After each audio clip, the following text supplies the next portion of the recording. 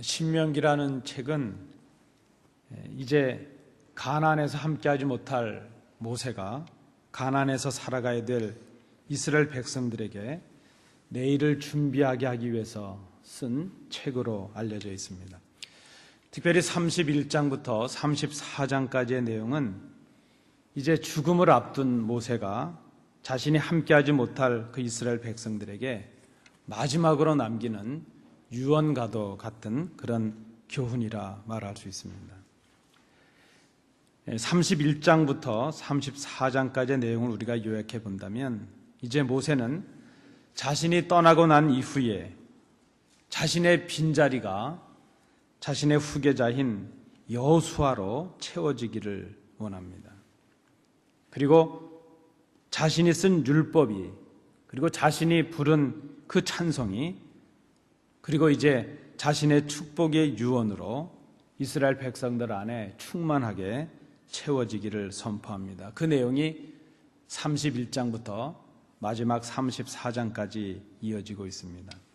그리고 이제 34장에 와서 그 자신의 기대와 소망과 염원을 자신의 죽음으로 완성을 하고 있습니다. 오늘 함께 읽으신 본문에서 우리는 모세의 죽음을 봅니다. 하나님께서 모세를 비스가산의 가장 높은 곳인 느보산에 오르게 하십니다. 그리고 약속하신 가나안 땅을 보게 하십니다. 남으로부터 이 길르앗에서부터 단에, 북방의 단에 이르기까지, 그리고 요단의 서쪽과 남방의 네겝에 이르기까지, 그리고 요단 동편의 그 소알에 이르기까지 모든 땅을, 약속해 주신 가나안 땅을 모세에게 보게 하십니다. 그리고 이렇게 말씀하십니다. 지금 내가 너에게 보여준 이것들, 이는 내가 아브라함과 이삭과 야곱에게 맹세하여 그의 후손에게 주리라 한 땅이라. 내가 내 눈으로 보게 하였거니와 너는 그리로 건너가지 못하리라 말씀합니다. 여러분, 이 하나님의 말씀을 듣는 모세의 심정이 어땠을까 하는 것을 생각해 봅니다.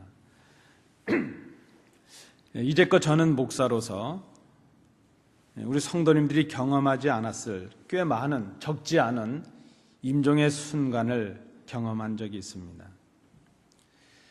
생명이 떠나가는 그 순간, 그때는 어쩌면 우리가 이 땅에서 경험할 수 있는 가장 엄숙하고 진지한 순간이라 말할 수 있습니다.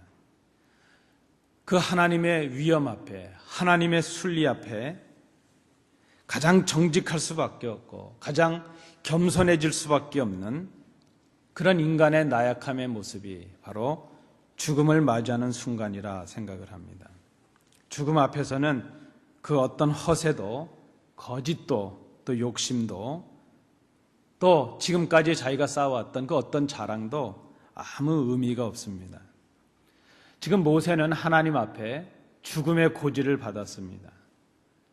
그 죽음의 순간을 앞에 두고 어쩌면 모세는 지금 가장 정직하고 그리고 가장 겸손한 모습으로 자신의 죽음을 받아들이면서 하나님 앞에 서 있습니다. 그리고 자신이 맞이해야 되는 그 죽음까지도 이제 사랑하는 이스라엘 백성들을 위한 교훈으로 기꺼이 제공하는 그런 모세의 모습을 우리가 봅니다. 모세가 자신의 죽음을 통해서 남기려고 하는 교훈이 무엇이었을까? 오늘 본문을 중심으로 우리가 생각을 해봅니다. 첫째 1절부터 5절까지의 내용을 우리가 살펴보시면 이렇게 정리를 할 수 있겠습니다. 모세는 자신의 죽음을 통해서 하나님께 불순종하는 결과가 어떠한가 하는 것을 교훈으로 남기고 있다는 것입니다. 모세는 자신의 죽음이 이제 지금 이 말씀을 듣고 있는 그 백성들의 조상, 출애굽에서 처음 나왔던 그 이스라엘 백성들과 자기 자신이 하나님 앞에 불순종했던 결과라는 것을 고백하고 있습니다. 신명기 1장 말씀을 보면 모세는 그 신명기 1장에서 38년 전에 있었던 가데스 바네아의 사건을 이제 기록하고 있습니다. 그 사건이 민수기 13장에 나타나는 사건입니다. 출애굽한 이스라엘 백성들이 가데스 바데아라는 곳에 이르렀습니다. 그곳에서 정탐꾼을 보냈는데 여호수아와 갈렙을 제외한 정탐꾼들이 백성들 앞에 불신앙적인 보고를 합니다. 그때 그 보고를 들은 이스라엘 백성들이 두려움에 빠져서 하나님을 원망합니다. 가나안 땅으로 올라가라 하는 하나님의 명령을 거역합니다. 그 사건으로 인해서 하나님께서 여호수아와 갈렙 외에는 그 당시에 있었던 세대들, 성경에 보면 그 세대를 악한 세대라 이렇게 하나님은 지칭하십니다. 출애굽해서 홍해를 건넜던 첫 세대들 여호수아와 갈렙을 제외하고는 아무도 가나안 땅에 들어가지 못할 것을 말씀하십니다. 그리고 그 백성들의 죄 때문에 모세 자신도 그리로 들어가지 못할 것이라 하는 말씀을 모세가 그때 듣게 됩니다. 그 내용이 신명기 1장 19절부터 38절에 나타납니다. 그리고 신명기 32장 48절부터 52절 내용에 보면 이제 모세가 이렇게 또 자기 자신이 가나안 땅을 밟지 못하는 큰 이유가 자기 자신이 불완전한 순종을 했기 때문임을 고백하고 있습니다. 이 사건은 민수기 20장에 기록이 되고 있습니다. 여러분 잘 아시는 무리바의 물 사건 때문입니다. 이스라엘 백성들이 신광야 가데스라는 곳에 이르렀습니다. 그런데 그곳에 마실 물이 없습니다. 이스라엘 백성들이 지금까지 인도해 주셨던 하나님의 은혜를 다 잊어버리고 마실 물이 없다는 것 때문에 모세와 하나님을 원망하기 시작합니다. 하나님께서 모세에게 명령하십니다. 반석에서 물을 내서 백성들과 짐승들을 마시게 하라 말씀하십니다.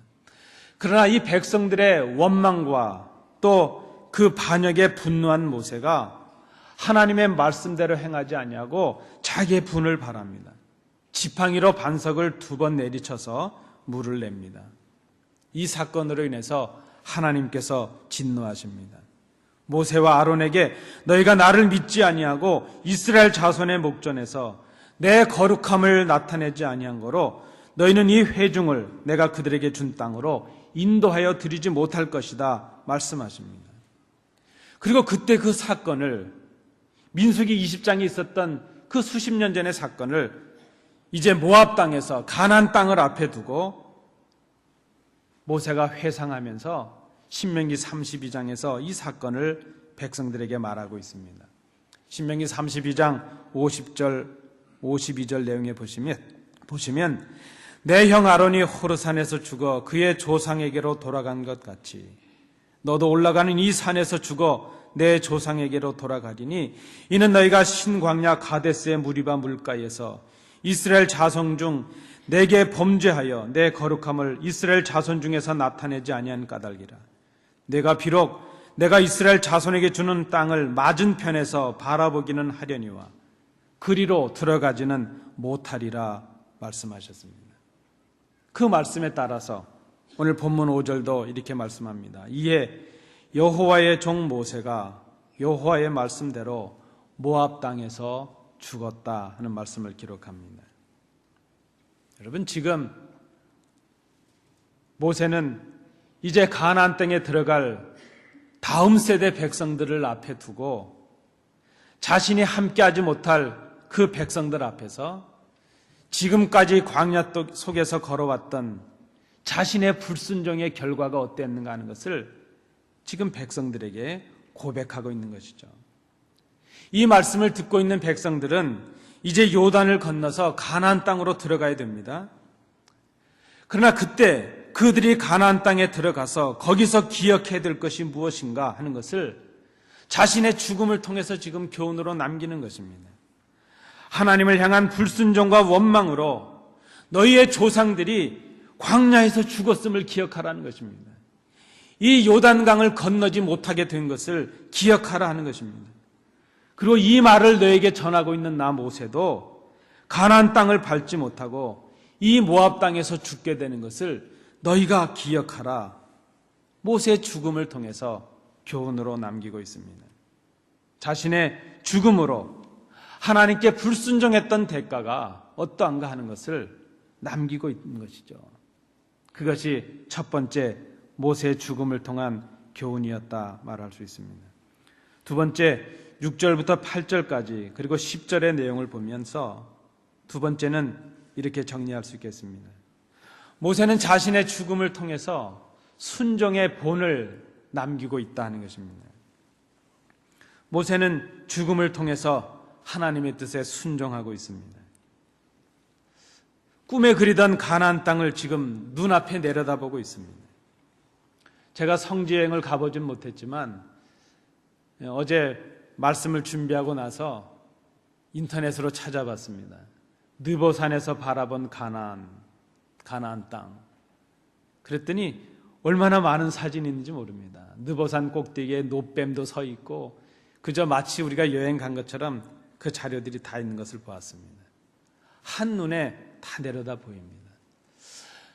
단까지 모세가 보았다는 것을 보면 그 느보산에서 헬몬산 근처의 단까지는 한 160km 정도가 되니까 그저 인간의 시력으로는 보지 못했을 텐데 아마 하나님께서 모세에게 은혜를 주셔서 그 헬몬산의 단까지도 바라볼 수 있는 은혜를 주셨지 않았을까 생각합니다. 꿈에 그리던 가나안 땅을 지금 내려다보고 있습니다. 그 모세의 마음이 어땠을까 하는 것이죠. 우리가 학교 때 배웠던 것처럼 고지가 바로 저긴데 말입니다. 바로 눈앞에 지금 가나안 땅이 손에 잡힐 듯 있는데 하나님의 명령은 이곳에서 내가 죽음을 맞이할 것이라 그렇게 말씀하십니다. 하나님의 명령을 따라서 그 힘든 광야의 여정을 여기까지 오지 않았습니까? 백성들의 원망과 그 반역을 다 뒤로 하고 그것을 견뎌내면서 지금 이 모압 평지에 이르지 않았습니까? 이제 바로 눈앞에 가나안 땅이 보이고 있는데 하나님께서 모세의 걸음을 멈추라 하십니다. 성경에 보니까 오늘 본문에 보니까 그의 나이가 120세가 되었다고 말합니다. 그런데 여전히 그는 느보산의 정상에 오를 수 있는 만큼 정정하지 않습니까? 여전히 그의 눈이 흐리지 아니하고 기력이 쇠하지 아니했다 말씀하고 있지 않습니까? 여러분, 기력이 쇠하지 아니했다는 이 말은요, 몸에 습기가 있었다는 뜻입니다. 몸에 물기가 있었다는 것입니다. 몸에 지력이 마르지 않았다는 것이죠. 그저 우리가 하는 말로 아직 몸에 물이 올라 있다는 것입니다. 아직 몸에 생기가 있다는 것입니다. 아직 그가 자신의 건강을 돌볼 수 있을 만큼 충분히 요단을 건너고도 남을 만큼 건강했다는 그런 의미입니다. 그런데 하나님께서 이제는 걸음을 멈추라 하십니다. 신명기 3장에 보면 모세가 하나님께로부터 이 얘기를 들었을 때에 이것을 바꿔달라고 간청을 하다가 하나님의 진노를 사는 그런 모습도 봅니다.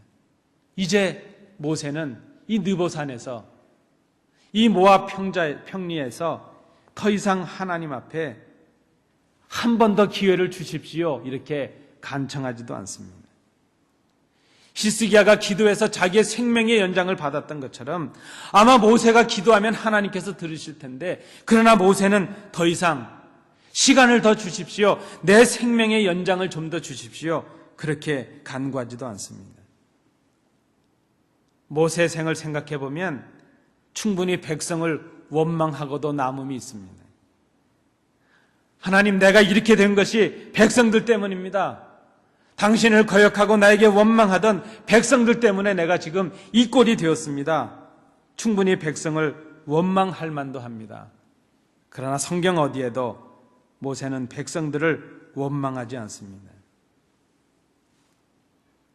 하나님을 원망하고 자신을 원망하던 백성들의 불순종 때문이었습니다. 그렇게 탓하지 않습니다.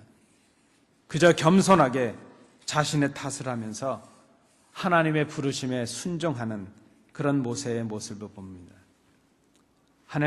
모세는 하나님의 부르심에 순종했습니다. 왜 그랬을까 생각해 봅니다. 아직 건강도 있고 아직 일도 할 만한데 왜 그곳에서 하나님의 부르심에 순종하고 그 죽음을 당당히 맞이하고 있을까? 모세는 자신의 사명이 다했다는 것을 깨달았기 때문입니다. 하나님께서 자신에게 주시는 사명은 홍해를 건너서 백성들을 출애굽시키는 것이었고, 이제 요단을 건너서 가나안을 정복하는 사명은 자신이 아닌 여호수아에게 주어지는 사명이었다는 것을 그가 깨닫습니다. 그리고 그 하나님 앞에 순종하고 있습니다. 여기에 모세의 죽음에 위대함이 있다 생각이 됩니다. 모세는 그저 하나님의 부르심과 하나님의 역사 앞에 순종하고 있습니다. 사명을 다하고 물러가는 모세는 참으로 아름답습니다. 모세는 기력이 쇠서 죽은 것이 아니라 사명이 다해서 하나님의 부르심을 받고 있습니다. 모세의 죽음은 사명을 다한 죽음이었습니다. 10절은 이렇게 기록하고 있습니다. 모세가 죽은 이후에 모세와 같은 선지자가 단 한 사람도 이스라엘에서 일어나지 못했다, 그렇게 말씀하고 있습니다. 이만한 사람이 없었다는 것입니다. 이만한 선지자가 없었다는 것입니다. 모세는 우리가 볼 때는 실패의 삶을 살았던 것 같습니다. 요단을 눈앞에 두고도 멸망한 그런 실패자의 모습인 것 같습니다. 그러나 성경은 모세가 실패자라고 기록하지 않습니다. 모세는 사명을 감당했던 하나님의 종이었습니다. 사명을 다 감당하고 물러가는 사람의 그 모습, 사명을 감당하고 떠나는 자의 그 죽음은 부끄러움일 수가 없다는 것입니다. 모세의 삶은 그런 의미에서 최선을 다한 삶이었습니다.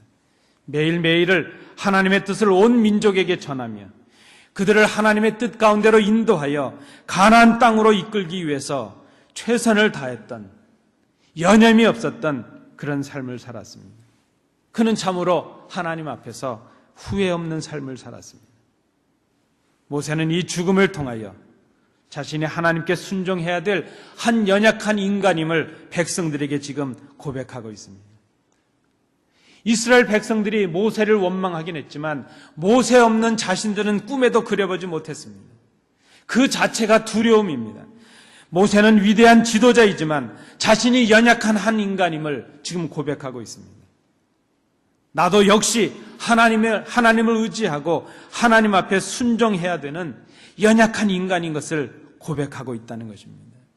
여러분, 연약하다는 것은 한계를 가졌다는 의미가 있지 않겠습니까? 이제 모세는 자신의 죽음을 통해서 가나안에 들어가야 될 그 이스라엘 백성들이 의지해야 될 분은 연약한 자신 모세가 아니라 하나님이시라는 것을 지금 선포하고 있는 것입니다. 나는 이렇게 죽는다는 것입니다. 그러나 살아계신 하나님을 의지하라, 이렇게 지금 말하고 있는 것입니다. 나를 의지하지 말아야 되는 것처럼 이제 가나안에 들어갔을 때에도 자신의 뒤를 잇고 있는 여호수아를 의지할 것이 아니라 그를 세우시는 하나님을 의지하라, 그렇게 지금 교훈하고 있는 것입니다. 모세의 죽음은 그런 의미에서 보면 후대들에게 백성들이 신앙하고 순종해야 될 분은 자기 자신도 아니고 여호수아도 아니고 하나님이시라는 것을 자신의 죽음을 통해서 교훈하고 있는 것이죠. 그래서 모세의 죽음은 순종의 본을 남기는 죽음이라 이렇게 말할 수 있을 것입니다. 마지막 세 번째로 9절과 11절, 12절 말씀의 내용을 통해서 이렇게 제목을 정해보았습니다. 모세는 죽음을 통하여 하나님의 말씀 신앙을 후대들에게 남겼다는 것입니다. 하나님께서 이제 모세를 그렇게 거두실 때에 모세가 하나님 앞에 간청을 합니다. 자신을 대신할 후계자를 세워주시기를 간청을 합니다. 하나님께서 모세에게 응답하셨습니다. 모세는 하나님의 명령에 따라서 눈의 아들 여호수아에게 안수하고 그를 자신의 후계자로 삼습니다. 이 내용이 신명기 31장에 나타납니다. 그리고 그에게 남기는 한마디가 있습니다. 아니, 남기는 한 가지가 있습니다. 그에게 어떤 지도자로서의 역량이나 수완이나 어떤 건물이나 어떤 계책을 남긴 것이 아니라 모세가 여호수아에게 남기는 것, 여호수아를 통해서 이스라엘 백성들에게 남기는 것, 그것은 딱 한 가지였습니다. 그것은 하나님의 말씀, 하나님의 율법이었습니다. 그것은 그 하나님의 말씀을 지키라는 언약에 관한 당부였습니다. 신명기 31장 24절부터 28절의 내용을 제가 봉독해 드립니다. 모세가 이 율법의 말씀을 다 책에 써서 마친 후에 모세가 여호와의 언약궤를 매는 레위 사람에게 명령하여 이르되 이 율법책을 가져다가 너희 하나님 여호와의 언약궤 곁에 두어 너희에게 증거가 되게 하라. 내가 너희의 반역함과 목이 곧은 것을 아나니 오늘 내가 살아서 너희와 함께 있어도 너희가 여호와를 거역하였거든. 하물며 내가 죽은 후에 일이랴. 너희 지파 모든 장로와 관리들을 내 앞에 모으라. 내가 이 말씀을 그들의 귀에 들려주고 그들에게 하늘과 땅을 증거로 삼으리라.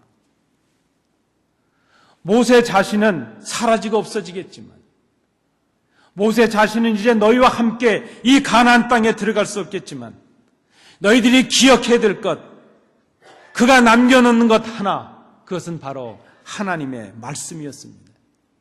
그 말씀을 생명처럼 지키라는 당부였습니다. 모세가 죽은 후에 백성들이 기억해야 될 것은 모세와의 추억이 아닙니다. 모세를 통해 주셨던 하나님의 말씀을 기억하라 하는 것입니다. 그것이 지도자의 사명이요, 지도자의 삶일 것입니다. 모세는 사라지고 없을 것입니다. 모세가 죽은 후에 하나님께서 여호수아에게 주신 말씀도 바로 이 율법이요, 하나님의 말씀을 지키라는 이 한마디의 당부였습니다. 여호수아 1장 7절 8절 말씀은 이렇게 기록하고 있습니다.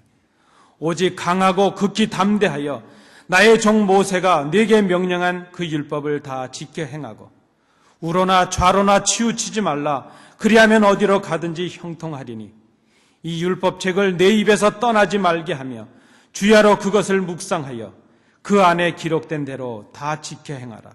그리하면 내 길이 평탄하게 될 것이며 내가 형통하리라. 모세는 자신의 죽음을 통하여 하나님의 말씀과 그 말씀에 대한 신앙을 남겼습니다. 참 지도자의 모습을 우리에게 보여주었습니다. 여러분, 혹시 여러분께서 지금까지 생을 살아오시면서 자신이나 혹은 가족들이 시한부의 선고를 받아보신 적이 있으십니까?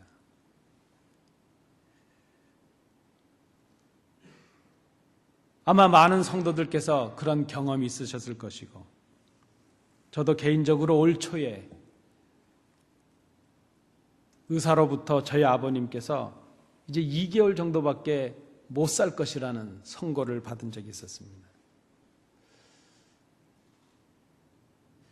생신이나 넘기시겠는가 그랬는데 좀 위중하시다 그래서 제가 한국에 나갔는데 또 건강을 회복하셔서 생신도 지나시고 지금은 추석도 지나시고 잘하면 크리스마스도 지나시겠구나 감사할 일이 생겼습니다. 여러분, 우리가 누군가로부터 시한부의 선고를 받는다면 우리의 생이 정해져 있고 우리의 무엇인가가 정해지는 그런 선고를 받는다면 그 이후에 우리들의 삶은 어떻게 바뀔 것인가 하는 것을 한번 생각해 보신 적이 있습니까? 다가오는 죽음을 두려워하면서 매 순간순간을 공포와 불안 속에서 걱정 속에서 죽어가는 그 순간까지 두려움에 떨면서 있다면 그것은 산 것이 아니라 죽어가는 것일 것입니다. 시한부의 선고를 받았지만 그 죽음의 두려움을 이기고 살아갈 것인가, 죽어갈 것인가, 그 선택과 결정은 우리 자신에게 남겨져 있습니다. 같은 시한부의 선고를 받는다 할지라도, 같은 죽음을 맞이한다 할지라도 죽어가는 사람이 있고 그때까지 당당하게 죽음에 맞서서 사는 사람이 있습니다. 요즘 저는 저희 아버님과 통화를 하면 아버님 감사합니다. 오늘도 하루를 더 사셨습니다. 이렇게 인사를 나눕니다. 여러분, 우리가 산다는 것은 어떻게 보면 죽는 것입니다. 잘 산다는 것은 어쩌면 잘 죽는 준비를 하는 것이라 말할 수 있을 것입니다. 그런데 여러분 한번 생각해 보십시오. 이 자리에 앉으신 분들 중에 시한부의 생을 살아가지 않는 분들이 어디 계십니까? 우리가 아직 제 생각을 하지 못하고 있을 뿐이지 여기 시한부의 생이 아니신 분들이 어디 있습니까? 시한부의 책임을 맡지 않은 분들이 어디 있습니까? 우리가 맡은 사명과 우리가 맡은 책임에 시한부가 아닌 것이 없다는 것입니다. 우리도 언젠가는 반드시 모세처럼 그리고 우리의 사랑하는 사람들이 그랬던 것처럼 이 죽음의 길을 가게 될 것입니다. 아니, 이미 우리는 죽음을 향해 나가고 있습니다. 우리가 어떤 죽음을 맞이할 것인가? 죽음을 당당하게 받아들이고 오히려 하루하루를 우리에게 주신 대로 최선을 다하여 세월을 아끼는, 시간을 아끼는 삶을 살아가고 있다면 그는 죽어가는 것이 아니라 살아가는 것입니다. 여전히 호흡을 하고 있다는 것, 여전히 또 새로 눈을 떠서 새 태양을 바라볼 수 있다는 것, 오늘 새로 주어진 이 하루에 대해서 우리가 감사함으로 최선을 다하는 삶을 살 수 있다면 그는 죽어가는 것이 아니라 살아가는 것이라 말할 수 있을 것입니다. 모세는 지금 시한부의 선고를 받았습니다. 자신의 죽음을 통해서 백성들에게 그 죽음을 통한 마지막 교훈을 남깁니다. 나의 죽음이 하나님을 향한 불순종의 징벌의 결과였음을 말합니다. 연약한 자신을 의지하지 말고 하나님을 의지하고 순종할 것을 당부합니다. 내가 너희와 함께하지 못할 그 미래를 이제는 하나님을 의지하여 감당하라, 그렇게 말합니다. 모세는 자신의 죽음을 통하여 사명에 최선을 다한 순종의 본을 남기고 있습니다. 그리고 자신의 죽음을 통하여 이제는 하나님의 말씀과 그 말씀에 대한 신앙을 남기고 있습니다. 모세의 죽음은 모세의 멸망을 의미하지 않습니다. 그 누구도 성경에서 모세를 실패자요 멸망자라고 그렇게 말하지 않습니다. 오히려 모세는 자신의 죽음으로써 자신의 사명의 피날레를, 완성을 이루고 있다는 것입니다. 모세의 죽음에서 우리는 사명을 다하는 삶, 선한 싸움을 싸우고 달려갈 길을 마치고 믿음을 지켰다던 사도 바울의 모습을 발견하게 됩니다. 모세의 이 죽음에서 우리는 생명을 위하여 십자가에 죽으시던 주님의 그 모습을 발견하게 됩니다. 예수님은 4번이나 제자들 앞에서 내가 죽어야 될 것이라 예고하셨습니다. 그러나 그 예고의 말씀은 이제 내가 끝났다, 나는 실패자다, 그 선언이 아니셨습니다. 예수님은 죽음을 통하여 부활을 보셨습니다.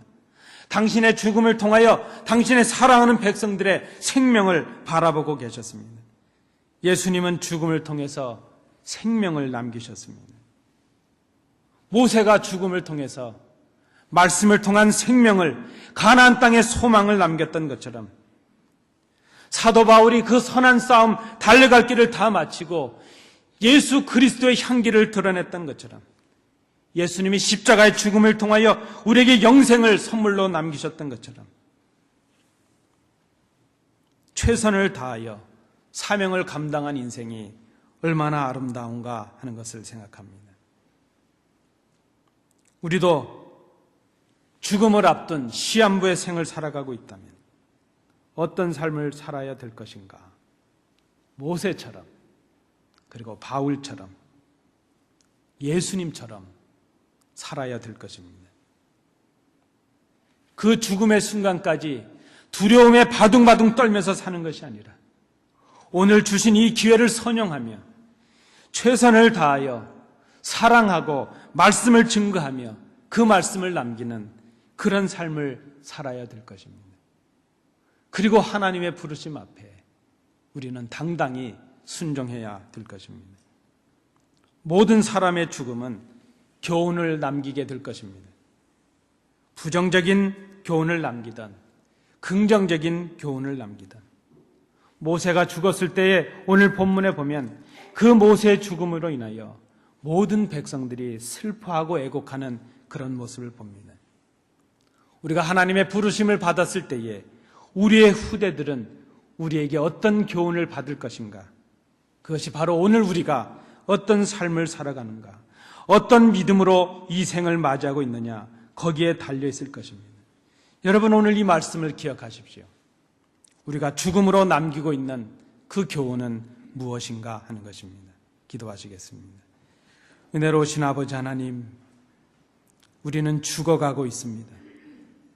그러나 믿음으로 살면 살아내는 것입니다. 모세처럼, 바울처럼, 또 주님처럼 죽음으로까지 교훈을 남길 수 있는 기념될 만한 믿음들이 되는 저희들이 되게 하옵소서. 오늘 주신 사명과 이 삶에 최선을 다하는 저희들이 되게 하옵소서. 예수님 이름으로 기도하옵나이다. 아멘.